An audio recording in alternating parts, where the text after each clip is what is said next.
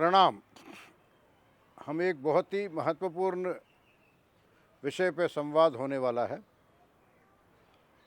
हाल ही में आज से कल ही से बात ये सामने आई है कि तवाहुर राणा जो 26/11 के एक मुख्य षड्यंत्री थे आईएसआई के साथ, उनका एक्स्ट्रेडिशन होके इंडिया में हैंडओवर करने वाला है यूएस सरकार।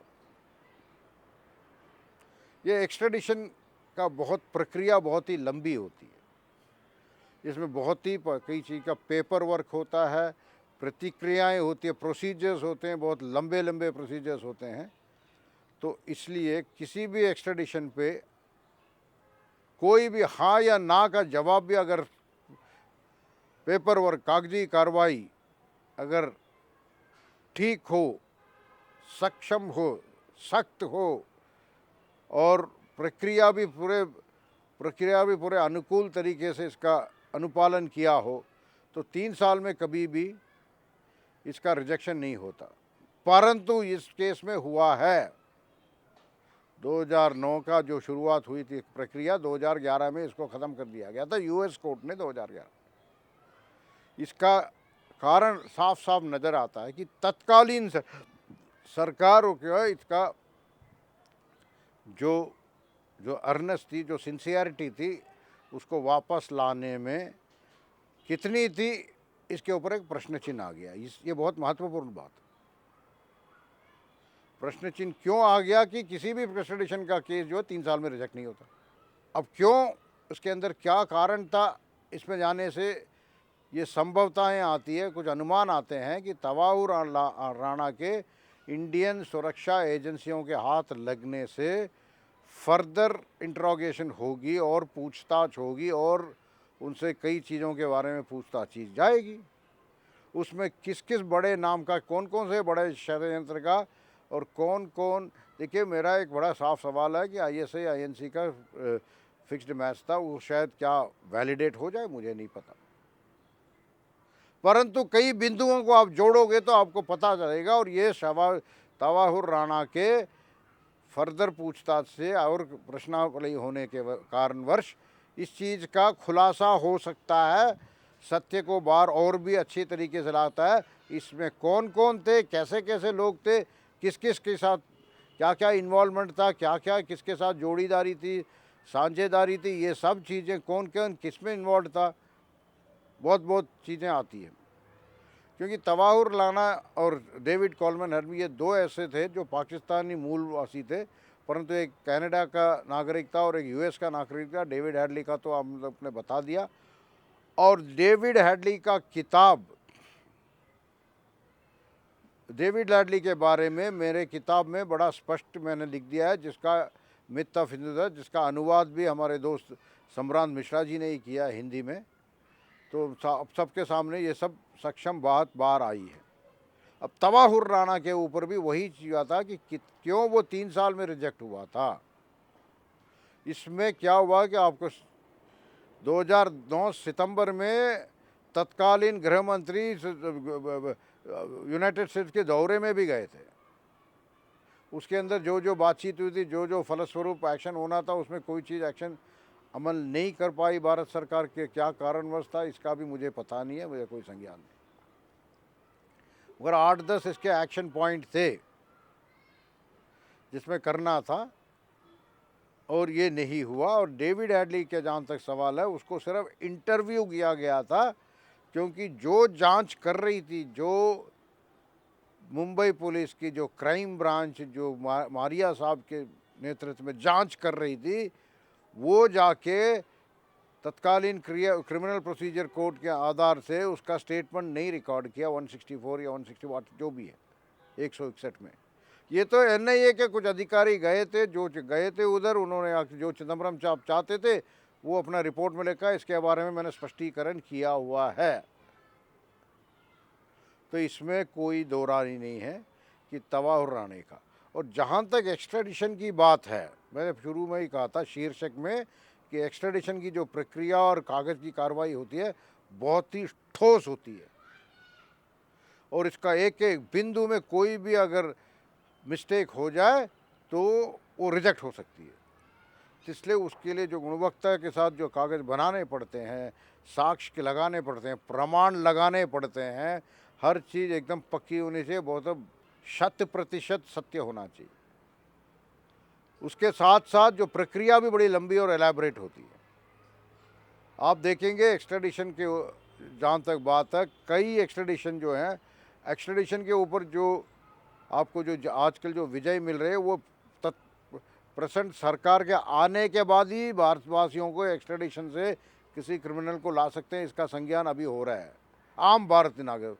देखो अगर वो जो अबू सलेम वगैरह का एक आध केस पीछे कभी हुआ तो हुआ, कुटरेची का तो हुआ भी नहीं, उसको तो छुड़वा दिया था, फिर उसको अर्जेंटीना से भी निकलवा दिया था, तो उसके बारे में हम बात नहीं करेंगे, बाकी इसके बारे में ही बात। तो एक्स्ट्रेडिशन अब जनीवा में वो सोलंकी जी ने क्या, माधव सिंह सोलंकी जी ने क्या किया था पता नहीं, हुए किसी को कुछ पता नहीं है। बट एक्स्ट्रेडिशन के ऊपर जो भारत के जो फिजिटिव्स हैं, जो भारत के कानून तोड़ के बाहर बैठे हुए हैं, उनको लाने का जो प्रक्रिया है, उसके लिए जो ट्रीटीज़ वगैरह होती है, समझौते होती है, उसके आधार पर लाने के लिए प्रक्रिया बड़ी पक्की होती है। तो ये तवाउर राना अब आने वाला है।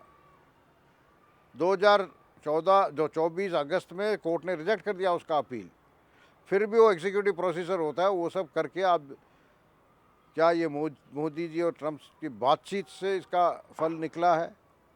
ये किसी भी निकला है, आप फल खाएं, आम खाएं, पेड़ मत गिनिए। परंतु ये मोदी जी के आने के बाद मेरा हमेशा दो स्टेटमेंट रहा है कि जो सुरक्षा एजेंसी और जो राजदूतवास है ना, दूतवास जो हिंदुस्तानी जो विदेशी सेवा है, वो उतना ही सक्षम है जितना उसको नेतृत्व, पॉलिटिकल नेतृत्व उसको परमिट करता है, उतना ही सक्षम है। तो इस बार क्या हुआ कि कई सक्सेस एक्स्ट्रेडिशन में भी इसी आधार पे आ रहा है, क्योंकि हमारा विदेश सेवा अब पूरे जोर से काम कर रही है। पहले इतनी इसको सक्षम या समर्थ होने नहीं दिया जाता था। जब सीसीपी इंडियन नेशनल कांग्रेस की एमओयू थी तो वो देश के विरुद्ध था, फिर भी तत्कालीन दूतवासी मैडम निरुपमा मेनन जी वहाँ थे।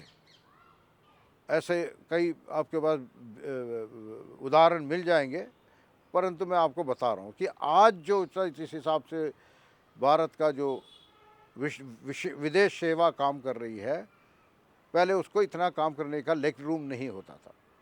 तो ये भी एक कारण है कि जो सक्सेसेस आ रहे हैं, और गृह मंत्रालय और कानून मंत्रालय, निधि मंत्रालय से भी अच्छी तरह से कागज़, पेपर, वैलिडेशन वगैरह इतना हो रहा है, प्रोसीजर फॉलो हो रहे हैं। इसलिए न केवल ये, अब देखिए विजय मल्ल्या के केस में भी काफ़ी कुछ आपको प्रगति दिखाई दे रही है। तो अब भारतवासियों को ये पता चल रहा है कि एक्स्ट्रेडिशन से भी हम ला सकते हैं। तो इस संदर्भ में तवाहुर राणा का एक्स्ट्रेडिशन एक बहुत बड़ा बिंदु है। अब तवाहुर राणा को ला के क्या कुछ सिर्फ हम अपने टैक्स पेयर्स के पैसे से खिलाते रहेंगे बढ़िया सी जेल में, या उसका कोई भारत को लाभ भी होगा? देखिए, अनुमान है कि लाभ हो सकता है, क्योंकि इसमें कौन कौन से षड्यंत्री और भी थे जो देश के अंदर, कई बार कई लोगों ने, कई प्रसिद्ध लोगों ने ये कहा है कि हिंदुस्तान जो भारत जो है ना, 2.5 एनिमीज से फाइट कर रहा है। हमारे शत्रु 2.5 हैं, एक पाकिस्तान, चीन, और एक आधे जो है हिंदुस्तान के अंदर है। मैं उसको कहता हूँ 3.5 है, 1.5 तो हिंदुस्तान के अंदर है, बाकी 2 है। तो वो उसके अंदर कौन आता है? जर्नलिस्ट आते हैं, वकील आते हैं, मानव अधिकार संगठन आते हैं, जो USAID से भी उनको व्यय मिलता था। ये सब चीज़ें संभवतः तवाहुर राणा के प्रश्नावली में इसका उत्तर मिल सकता है। ये बहुत बड़ा लाभ होगा। तो उसमें क्या हो कि आपके भारतवासियों को एक सूचना है, एक तरीके के सूचित हो जाएंगे वो लोग कि भाई भारत में न केवल है, भारत के अंदर भी ऐसे ऐसे मीडिया पर्सन हो सकते हैं, वकील हो सकते हैं, ह्यूमन राइट्स एग्जीक्यूटिव हो सकते हैं। ये लोग जितने संस्था, और ग्रीन पीस भी, जैसे वातावरण के ऊपर केस लड़ रहे हैं, वो भी हो सकते हैं। और यूएसएड के बंद होने के बाद इनकी जो पैसा आना है वो भी बंद हो जाएगा। तो ये सबसे बड़ी उपलब्धि है। और तवाहुर राणा को आते ही इसके ऊपर सुरक्षा एजेंसियों को काम करना चाहिए।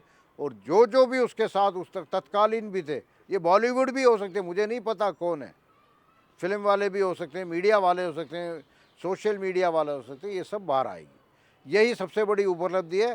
फिर इससे क्या होगा कि आगे का आपका जो सुरक्षा प्रक्रिया है, आगे का जो सुरक्षा वातावरण है, वो बहुत तरीके से 360 डिग्री तरीके से उसका इम्प्रूवमेंट हो जाएगी। यही मैं कहना चाहता हूँ। बहुत बहुत धन्यवाद। जय हिंद।